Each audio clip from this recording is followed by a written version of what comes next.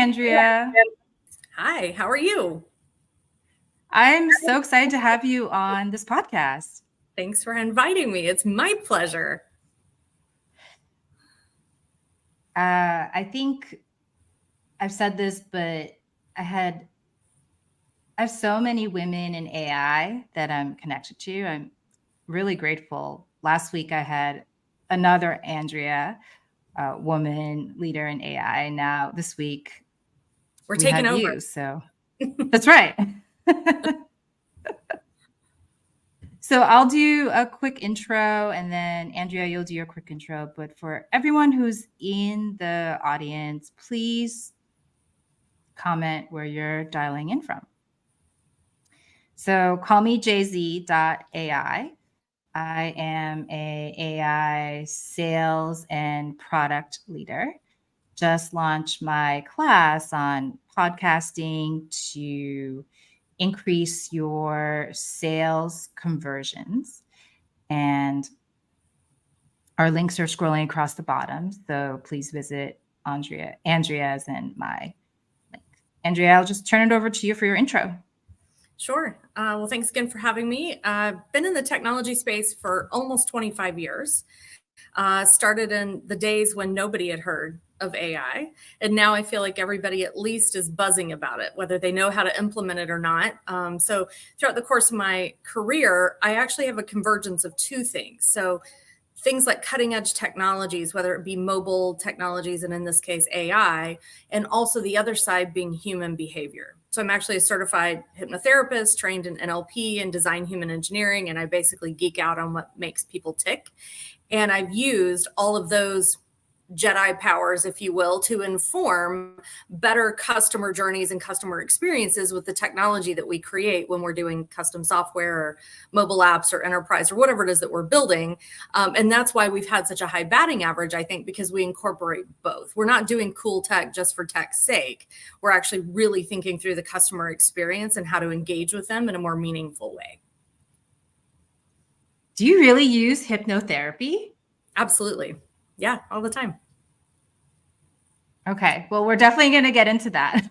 But I wanted you to share your website with everyone so they can get a glimpse of the type of results you produce. Sure. So there's a couple. If you want to check out the custom software mobile app development, we use a lot of AI, both back of house, and we build a lot of those tools for companies large and small. That's beachfrontcustomdevelopment.com. And if anybody wants to get in touch with me personally or pick my brain, it's andreabeach.me. Let's talk about hypnotherapy. So give us an example.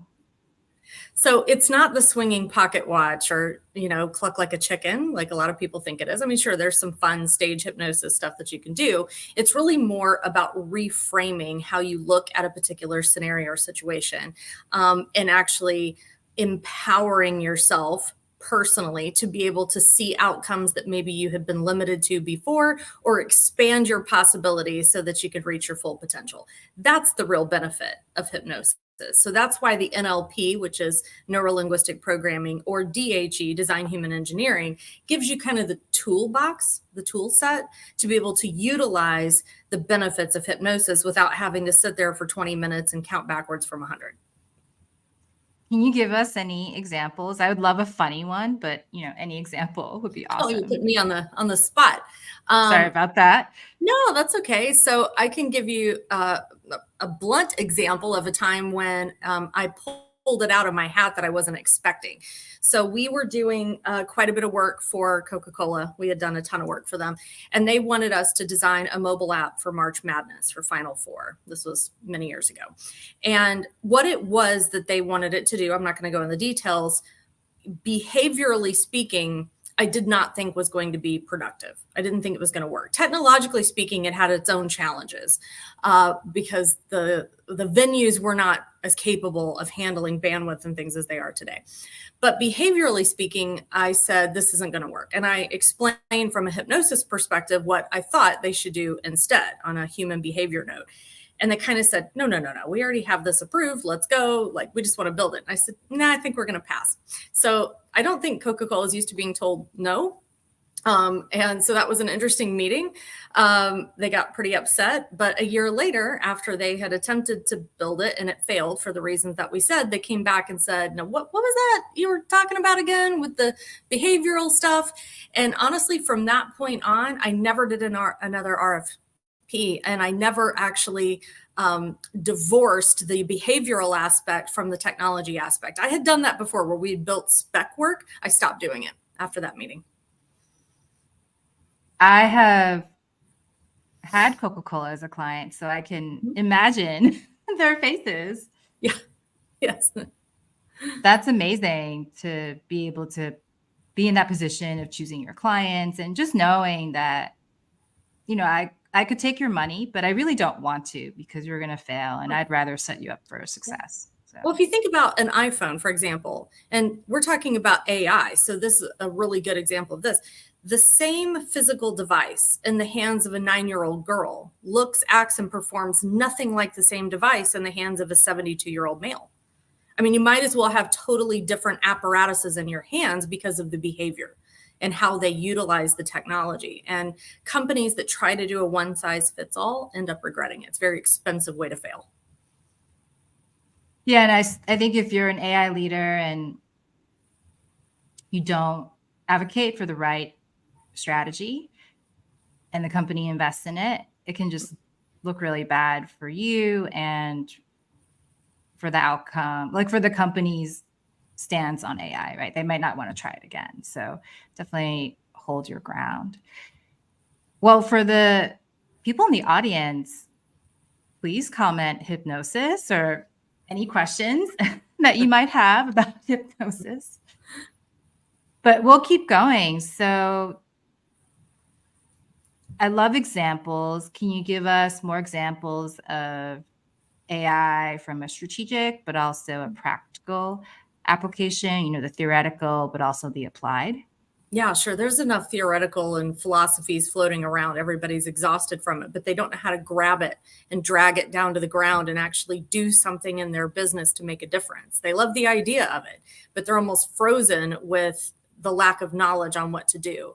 And it's the first time in history that it's really leveled the playing field. The mega huge conglomerate companies with the big deep pockets are on the starting yard line, just like the small businesses are when it comes to AI. And there's enough tools that are very inexpensive and easily accessible by the smallest companies out there to really level that playing field. It'll give you leaps and bounds of benefits, not only above and beyond your competitors, but you might be able to create whole new industries or whole new takeovers in your particular industry using it. And one of the best examples of that is the ability to save money on your staff, your team. You're no longer having to play shot in the dark, guess and wait and see marketing campaigns. You can course correct in real time.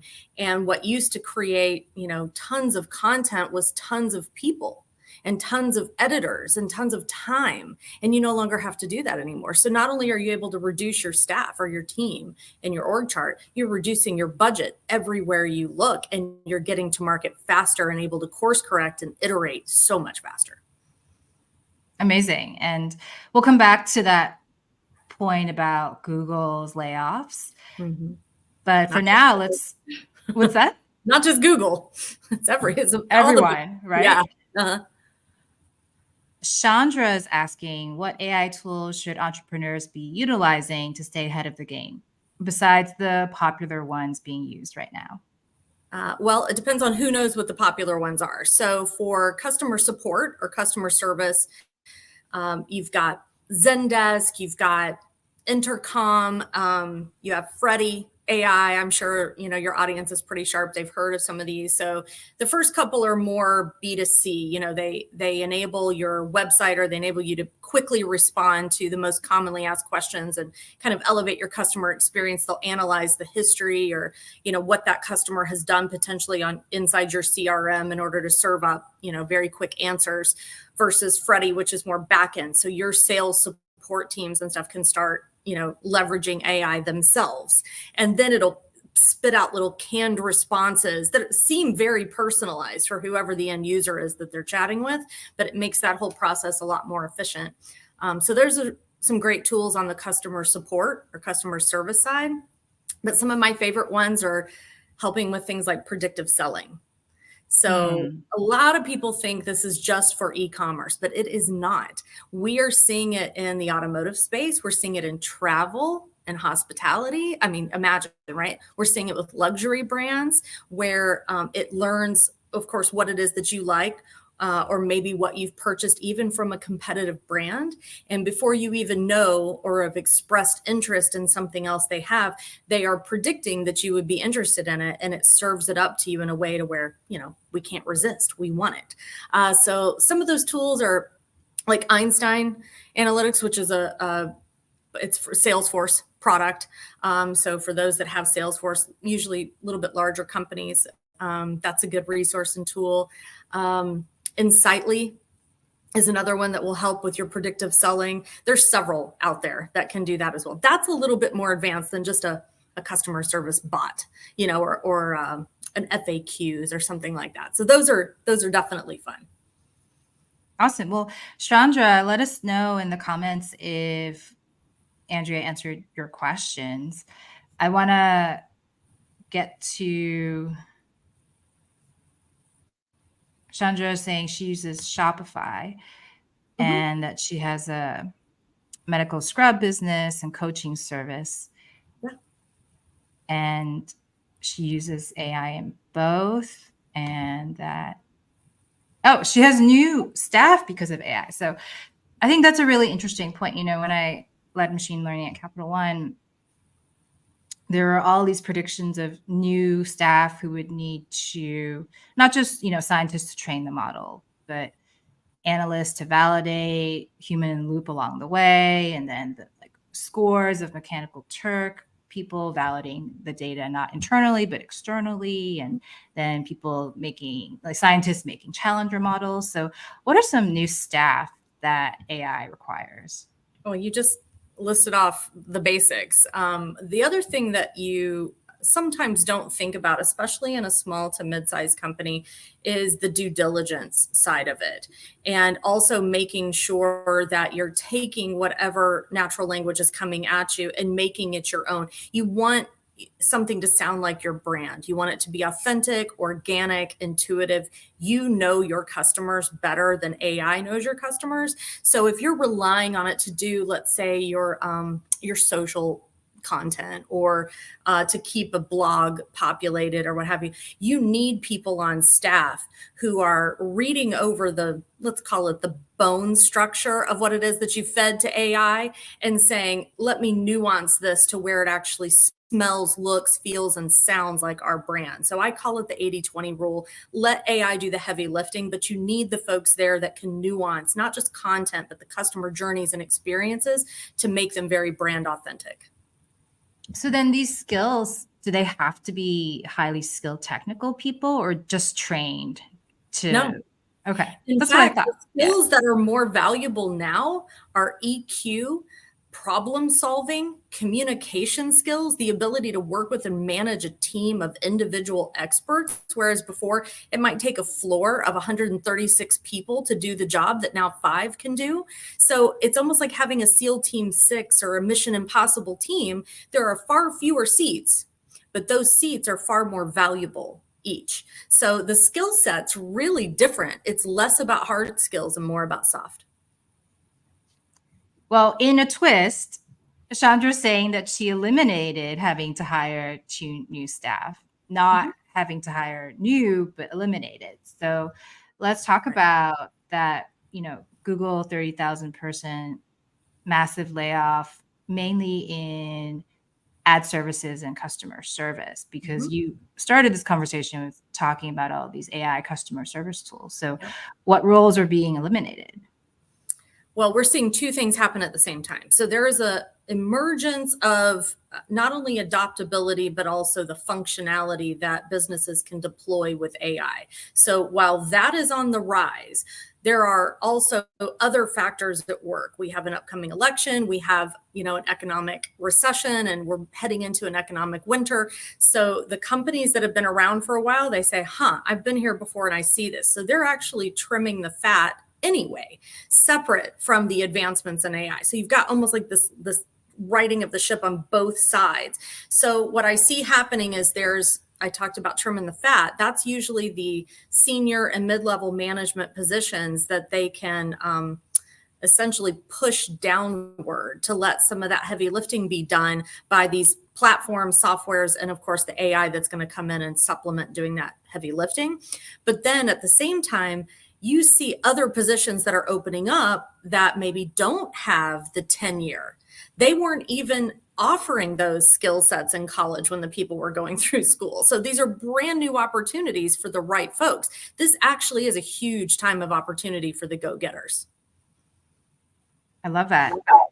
Everyone in the comments, I don't know if you're hearing an echo, but everyone in the comments, please, let us know if you're seeing any kind of changes in staffing and if you're interested in hearing more about hypnosis. So I'm always going to go back to All right. So before we move on to the next question, the last thing is the underdog. So like you said, the enterprises are scrambling to use AI, but as a solopreneur, you can use AI for free or very cheaply. And so in terms of leveling the playing ground, do you think a solopreneur can get the number of users that an enterprise is used to? No, I think there is something to be said for just mere girth and the ability for them to throw lots of dollars at algorithms and things to test and do trials that the small guys can't. But the difference is the solopreneurs are more agile, and they don't need to wait for a committee to approve a change for anything. They can change within 12 minutes of posting something. So they can start to see what works, throw gasoline on that fire, and they can actually maneuver faster and then take off, in the direction that's going to work for them a lot faster. So I do think that leveling of the playing field, part of that is in the marketing strategy and how they handle it. So things like, content creation and, companies that use MailChimp or whatever that have a lot of kind of predictive, what email should we send when, what's the best open rate time of the day, all that kind of stuff is really basic.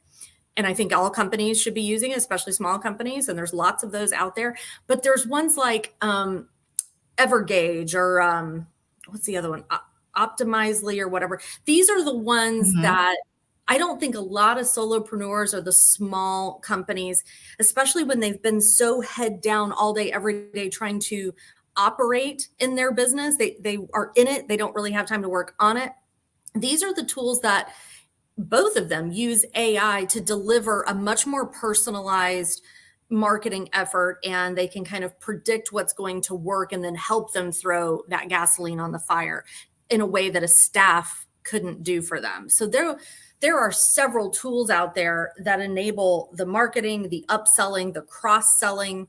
As soon as somebody has found you and they nibbled on something, maybe you think, I'm going to throw more of that cheese in front of them because they liked it. Maybe not. Maybe it was a random thing. I had it happen to me. My dad loves cigars. I don't smoke cigars. I don't care about cigars. But I was buying him some for his birthday. And all of a sudden, the bots picked me up. And everywhere I looked, it was cigar this, cigar that. And I thought, I'm done with that. I'm over that. I already bought the cigars and I'm done with that moment in time. So they haven't completely caught up to understand that was just a blip. That was an anomaly. But it's still better than nothing. And it's better than the solopreneur trying to guess on their own. I see. So absolutely, you're right.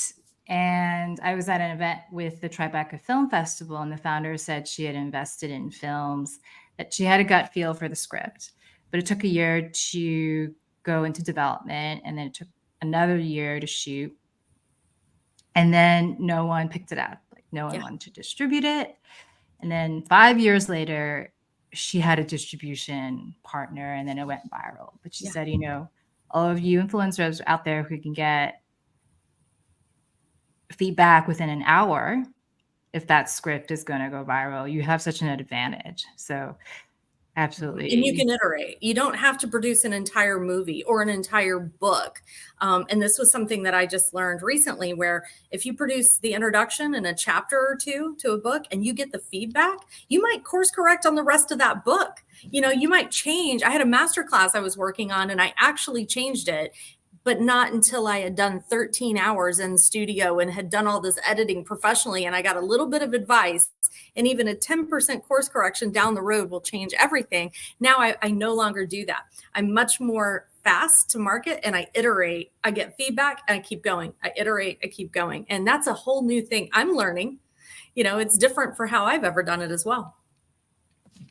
That's amazing. That 10% could be product market fit, right? Like that's the core 10% to monetization. So then going back to your point about, I think it was about pricing. So the retargeting you're talking about, if you bought a cigar and it stalks you and tries to present you all these banner ads with cigars, but you were talking about something before that, predictive pricing. So they know who you are when you come into the funnel, and then they show you an offer that's different. Yeah, upselling, cross-selling. It's part of the predictive selling model. And a lot of people think that's just for retailers or just, e-commerce platforms like an Amazon. And it's not. It's absolutely not. And if you can sniff your competitors and then leverage the learnings that either everybody is checking out a particular product, or maybe you're in the, automotive space and they're all looking at moon roofs all of a sudden. And you say, moon roofs, why is that so important all of a sudden? And you leverage that traffic, you can actually re-divert things that you had no idea were even on the radar and begin the conversation about them. So it can work. And we see it all the time in healthcare. We do quite a bit in the healthcare space and in financial services, which can be a little boring or a little dry, especially with all the compliance issues we have to deal with. So we actually take gaming ideas and strategies like of professional gamers and the short attention span, and figure out how we deploy a customer experience, even if it's a B2B customer experience, because the people using your software are still your customers. They have to enjoy and intuitively understand your software. And if you can make it to where it's gamified and actually kind of fun and enjoyable to use, not only does your adoption rate go up, but your adherence to compliance and all the things that you need them to do goes way up. So it's not just about doing things on the outside. You can use all of this technology internally to streamline processes and make your whole experience better. Can you walk us through an example? So with the moonroof or, this gamification example, let's start at the beginning. So what's the data input, or what does the customer do first? So if we talked about automotive, that's one example. If you're in that space, you might be sniffing information from, search engines or other sites. Like if you're Chevy, you might be checking out Ford's site and grabbing their analytics and seeing not only where people queried or what they landed on, but how quickly they bounced. That's a really interesting thing to check out. And, for those of your listeners that aren't familiar with like Hotjar and some of those, that will show you not only what people looked at, but where their brain went in our kind of PDD world, and what squirrels they chased, and then, they're gone. And if everybody seems to be gone after this one thing, where'd they go? And then go follow that rabbit hole, and ta-da, you just happen to have a landing page explaining the difference between Ford and Chevy and moonroofs, or whatever the subject is, right there where they're going. And nobody else is thinking to do that. That's the benefit. I'm going to do that, like right after this call. Feel like I make a new landing page every day. Awesome. Well, anyone in the audience, questions, hypnosis, let's keep going. We have, I think, just a couple of minutes left. So do you want to talk about new revenue streams and competitive advantages? Sure. The idea is to figure out what you might be able to sell to your audience or to your competitors. What could you potentially sell? This is like blue ocean strategy, right? So up till now, businesses have always thought, I make a product or I have a service and I sell it to customers. And their customers may be B2B or B2C. But what if with the introduction of their unique value proposition married together with AI and some of these kind of Jedi mind tricks that we're talking about, what if they could create something that's so valuable inside their industry that they're first to market with something that all their competitors go, man, I'd love to have that. Kind of like what we just talked about with the landing page. Now, you don't only have the ability to increase your own revenue, but you've created new revenue streams by offering these little micro products to all of your competitors. So now you own the entire industry. This is the time to do things like that. Oh, wow. I'm going to ask for an example again. So let's say people are searching for moon roofs, but they bounce, and you figure out that, what would you figure out? Like, what would be option C? Well, let me give you an actual real world example, Okay.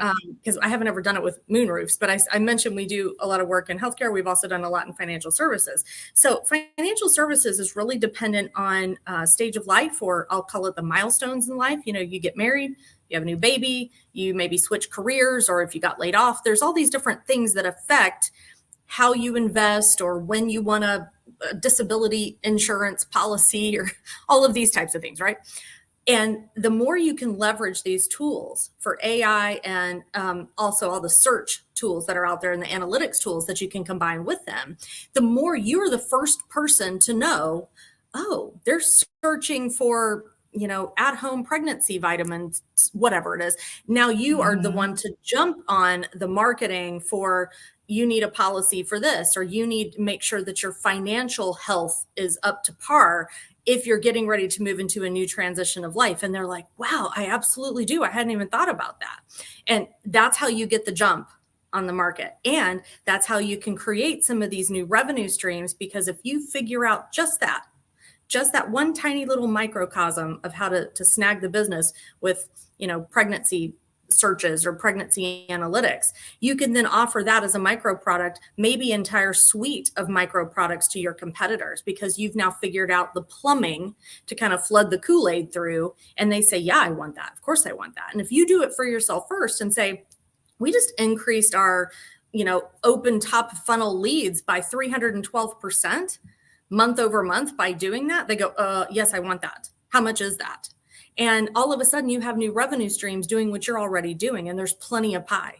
This is where it's time to open the idea as opposed to being closed and being greedy. There's enough to go around. Just be first. Just get out on the dance floor and make a fool of yourself and dance first. And you'll be the one to start collecting the revenues from products that you create off your competitors.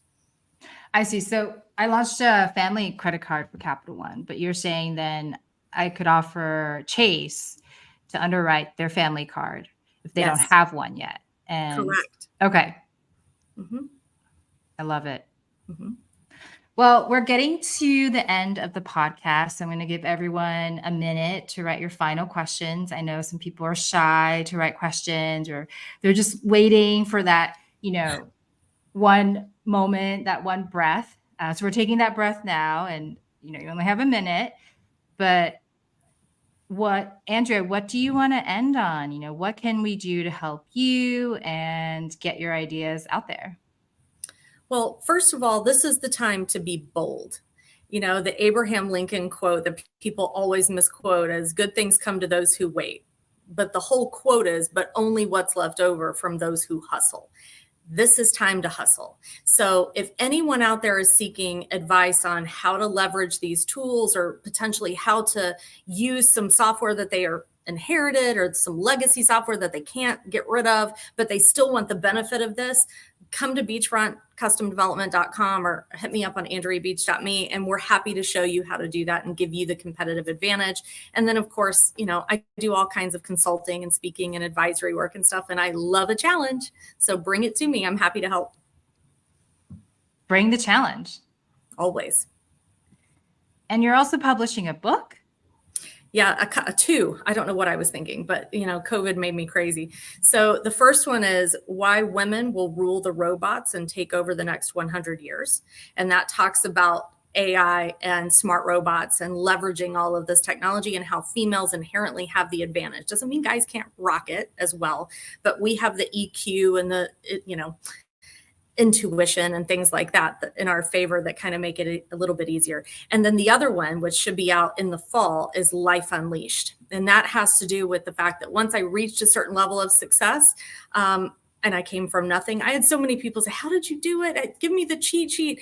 It's the cheat sheet. It's exactly how I did it. So other people can do it without having to go through the decades of horrors that I had to go through. So my cheat sheet called Life Unleashed will be out this fall. In the meantime, people can go to lifeunleashed.online.